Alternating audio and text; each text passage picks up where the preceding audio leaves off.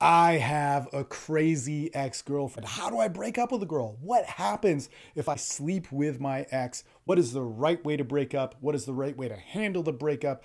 And what happens when your ex-girlfriend is a psycho? How do you deal with that? How do you manage it? And how do you recover from all of that to have the relationships that you want? That's what we're talking about today on today's TSL podcast. I'm Steve Mayeda. I'm your host, and I'm the founder of The Sexual Life, as well as Austin Men's Development and our other podcast, The Daily Awesome. Check it out. It's all on men's development. But right now we're on a call, our Men's Development Excellence call. It's 1:43 a.m. and it's July 27th. We started this on the 26th at 8 p.m. So 6 hours almost we've been on this call, and probably by the end of this recording, it'll be 6 hours that these guys have been on it. Currently, there's 8 people on. There's actually a guy in Beirut. There's a couple guys in Austin. There's a guy in Illinois, a guy in Cleveland.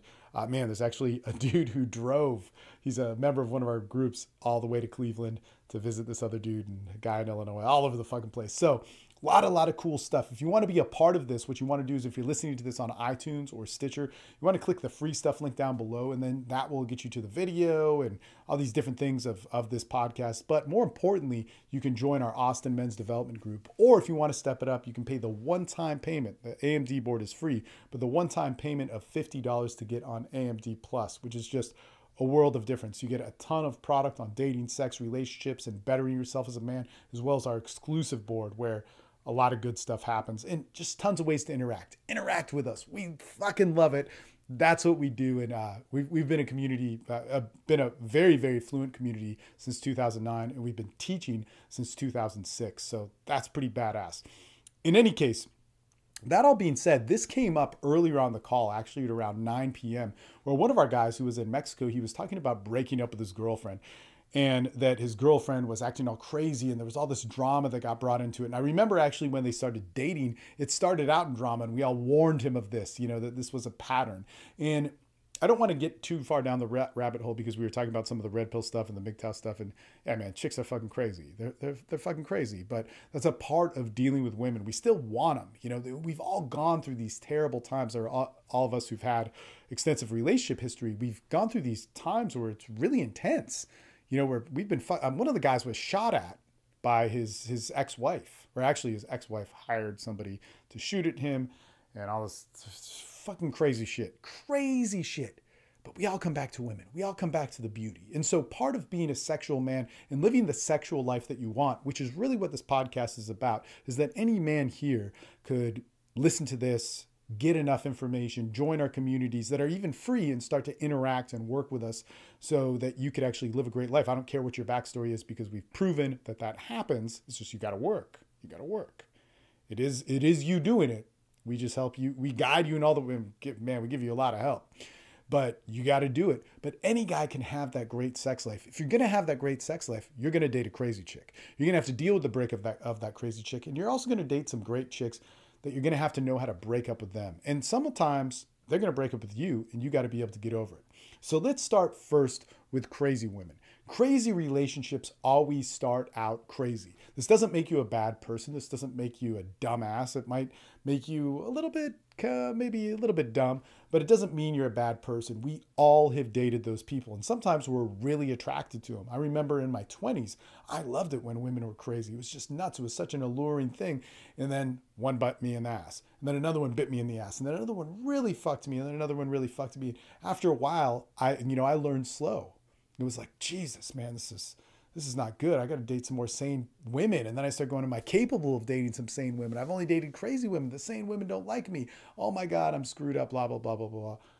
Look, you can date some sane people. You just got to work your way up to it. The best way to not date crazy women is one, don't, as soon as if drama comes early in a relationship, get rid of her, and you don't want to date crazy women. And the best thing you can absolutely do is not be crazy yourself. All right. So the more you clean up your side of the street and those things, the better off you're going to be. A lot of people will talk about, like, oh man, I married a psychopath, or I dated a psychopath, or a Machiavellian, or a narcissist. That means you're fucked up. That means you didn't see it. I don't care how good they are at hiding it, or if psychologists or psychiatrists can't see the elusiveness of them, but that's because they see them an hour a week. You were fucking them for 24 hours a day, 7 days a week. You should be able to see something.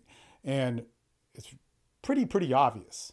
and the problem is you. And that's the only problem that you can deal with, right? You can sit there and blame all you want, but that's a good way to build some quicksand of personal fucking shit that you just keep sinking deeper, deeper into until you can't even breathe anymore and you don't know what the fuck is wrong with you. So when you start seeing early signs of somebody that's crazy, or in doing things like looking through your phone, and all people kind of do that at some point, or, making up these rules and boundaries about what relationships are, or saying things like, oh my God, I went through this traumatic experience 2 weeks ago. There's always drama. Oh my God, my ex-boyfriend hates me, or I hate it when men beat me, and all these different things. The reason why they're saying that is because they've probably experienced it a lot. And if they had some big dramatic thing like, oh my God, in the last 2 weeks I was raped and I'm so glad that I found you, or these hero white knight type stories that are used to build some sort of emotional attachment that early on in a relationship that happened that recently, probably not a good sign. I'm not saying that people who have experienced trauma or sexual assault or these things should be ignored or shunned in some sort of way. But if it's that close to it, you're not her therapist. You're also not going to change her. You're not going to save her. The only reason why that information is being told to you is because she doesn't know how to handle it herself. She doesn't know how to solve it yourself, and you won't know how to handle it or solve it either. It's not really a tool of manipulation that she's connivingly thinking about, but it becomes a tool of manipulation because she does not know how to use it. So the best way to not let things get crazy is don't continue with it. But if you're like me and you stick with it and you do break up with her, shit's going to get crazy. Here's the best way to deal with a crazy ex. The absolute best way that I would say to do if you're dealing with some shit. Zero communication. Zero. None. Starve it. Squeeze that umbilical cord until the life stops from the relationship. And when I mean zero communication, I mean no text. I don't care if you share a bank account. I don't care if her cat's at your fucking house. I don't care if your stuff is at her house. You want to have some sort of, you want to get your shit back at some point. Cut it. Because there will be all sorts of different ways for that relationship to come back into play. Some sort of family emergency, some sort of thing which really might be an actual emergency where you guys need to talk. Something where the button gets pressed over and over again, and the buttons that she knows how to press and the buttons that you know how to press with her are going to start going back and forth. And what happens is you have this rule and definition why you hate each other, but your dick goes in her, emotions come out, things bond, and then everybody gets confused. You still think you're broken up. She still thinks you're broken up, but there's a part of you that also thinks you should be together in some way and it should function in these ways, that you're not going to have sex again, but you're going to talk because you're going to pick up your stuff and blah, blah, blah, blah, blah. 30 days, zero communication. You can even make it longer than that. But a cool thing that happens in 30 days communication is she runs out of gas of pressing your buttons because you're not texting her back. You're not answering the phone. You're not answering the door. You are cutting her off. And you don't need to be dramatic about it. You don't need to hate her. You don't need to let her know you hate her. Maybe you do, but don't let her know. You do not want to get in any exchange. You don't want to tell her friends. You don't want her friends who are passing messages, or her guy friend who comes over to beat you up or whatever, to give them any time of day. The best way to avoid any sort of drama is to completely ignore it. It will be impossible at first, but after a couple days, a couple weeks goes by, it will start to die. If you want to get your shit back, maybe she burned a couple of it or a few of them, but she didn't burn all of it. She didn't destroy or maim everything, because if she did, she couldn't keep getting reactions from you. And again, this isn't something that's thought out or planned, but when people become overwhelmed with emotions, and especially people that are unstable, men and women, they do things in a very, very, very careful way. That if I want to start breaking things and fucking stuff up, I'm going to go overboard, but I don't want to do it until everything is fucking gone. The reason why is it's done for a reaction. How much can I affect you by me? Because I hurt and I want you to feel my pain. That's why it's happening. Suffocate that. Don't partake in any of it. Man, that is the best way to do it. 30 days, 2 months goes by, then maybe you can re-engage to get your things back or whatever. And both of you guys have cooled down and all that sort of stuff. The shit talking has gone down, and it's a lot easier to communicate. One of the problems that comes into play is when that much time has passed, like if it has been 3 months or 6 months or something, and sometimes it needs to go there, because if you guys keep coming back up and causing damage, that's not good. Then it's that much harder to reinitiate communication. So there's a lot of stuff that goes into play, but again, why you need to be a part of a men's group and a support system, because the other thing too is in all this, it gets so complex, you're going to fuck up. All right. And that's okay. We all have. You're not going to do this perfect. There's so much emotion going on to it that you're going to make mistakes. You're going to answer the phone one or two times. You're going to come up with some sort of reason why it had to happen and these sorts of things. Man, it's life. It's fucking crazy, man. It's crazy shit. So that all being said, more the reason to be a part of the AMD Plus, because man, fucking save your goddamn life. Let alone you can be a part of MD Excellence and get us on the phone 3-4 times a week. And that's even better, man. So let's actually get into this. How do we go through a breakup? There's so many different ways to do it. But how you go through a breakup is that you need time to yourself. And there's so much advice that we get over and over again, like how you go through a breakup is you get laid right away, you get back into abundance. These are all things that are good, but they don't actually heal the overall problem that is giving you fulfillment, making you feel like yourself again, and giving you a sense of who you are. I've done it many times, man. I'm actually a master of it. It's like we'd break up. I'd break up with 2 girls at the same time, and I'd find 3 more girls to fuck, and I'd fuck them to the point where they'd worship me and they'd do all these things for me, and all of a sudden I'd have 3 girls at once, and then they'd get pissed off, and then I'd find some other girls and I'd fuck them, and I'd fucking give them such good dick that they would just be all over me, begging to have my baby or take care of my other kids or whatever, all this sort of stuff. And man, that was a good feeling, but it never solved whatever problem within me. It was always interesting when I'd hear this advice from other dating coaches and I'd be like, these guys can't be fucking as much as me, because it was pretty clear within a couple months that this was some bad advice. It feels good to, when you break up, fuck another chick. It makes you feel badass and empowered, but it's not the overall fix. The overall fix that you got to get to is you got to look at, what did this relationship teach you? Where is this pain coming from?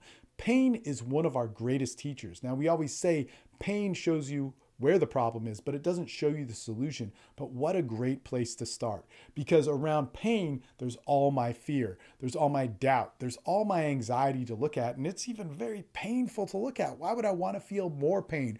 But what I feel that I'm losing from a woman is a huge thing. This is also more the reason why you should go to our Daily Awesome podcast, because in that, with some of our free giveaways, one of the PDFs is fucking amazing, man.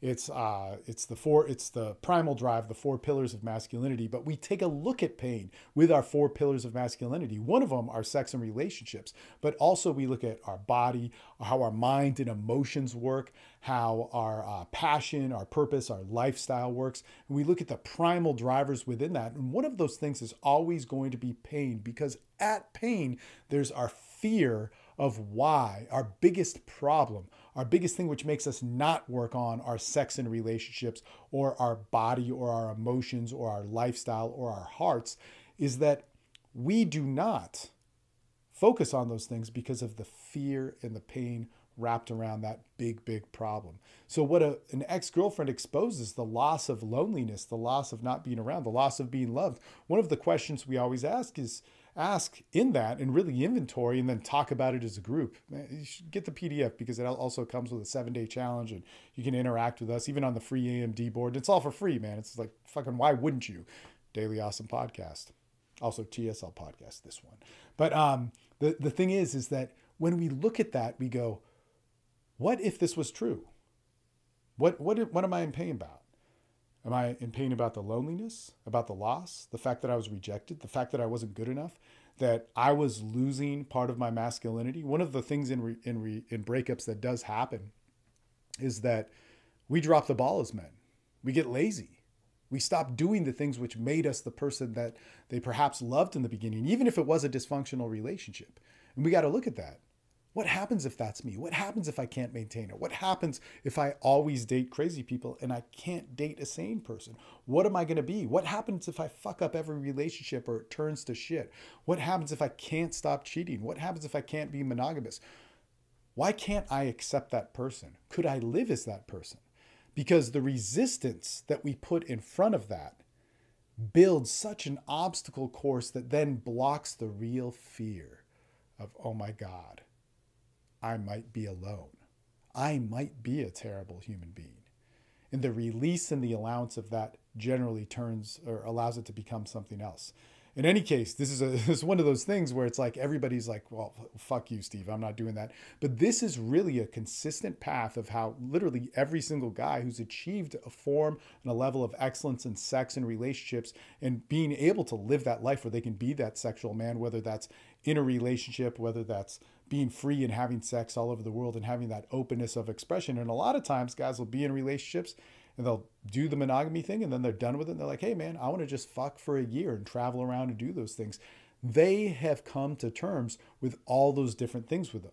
When we get rid of the blockage and the resistance to our sex and what a relationship can show you and a breakup can show you from that relationship and how we deal with that breakup, man, that is the greatest window, one of the greatest teachers, because it holds one of the greatest pains. Not because a woman made us feel pain, but a woman did the beautiful thing, crazy or not, of opening us up to the point where we could see a deep part of ourselves. So many men rob themselves of that. So many men don't allow themselves to have that sort of window. And you ask any man who's a happy person but has been divorced, he went through that, and that's where his happiness is. When you talk to those bitter guys who've gone to that divorce and they're still pissed off, they're still trying to control, and they're still blaming and have fucking women all figured out of why they're these toxic human beings and we need to control them. I never got that, because you want them, but you hate them. And in order to want them and be fulfilled by it, you need to hate them more or implement this attack of hate. It's so fucked up. But the thing is that, man, if you want to have that sort of peace in your life, find the peace within yourself that a breakup can show you. Walk down that path, do that inventory of self, get around a group of guys talking about it. And man, that could be anywhere. That could be, fuck man, it's a TSL podcast, but that could be in your church. That could be in your men's group down the street. That could be in whatever support group. But if you don't have one, Austin Men's Development is the place to go. You can find that at the free stuff link down below. It's a free Facebook group. But if you want to step it up to the AMD Plus, I'd recommend it. It's going to be the best $50 you ever spent. It's badass. You can find that all in the free stuff link down below. And you can also download our free PDF of the month and find out about our different memberships. It's super, super, super fucking cool. All right. So go ahead and do that. Subscribe to our YouTube channel. Leave comments down below. Give us likes and thumbs up and stars and all that shit on iTunes and Stitcher. Leave a comment about the show and a review of that. Man, that helps us out a lot, and that propagates this message of us living better and being sexual men. You can do this. This is something that everybody can do. So why aren't you doing it? We put out this podcast not so that we can have a bunch of listeners like us, but so that you could be a part of our communities and you could live a better sexual life. You could do that with everything that we have for free with our AMD board, our free PDFs, our free videos, our free tutorials. But there's also a big, big wealth of knowledge that you can tap into, a supreme men's group with, man, just a small payment. It's pretty fucking badass. In any case, enough talking, enough of all this shit. Go out, live a good, great sexual life. Go fuck, go have a woman worship your dick, because one of the greatest things in the world is going to make you feel more like a man. All right, Steve Mayeda signing off. Laters.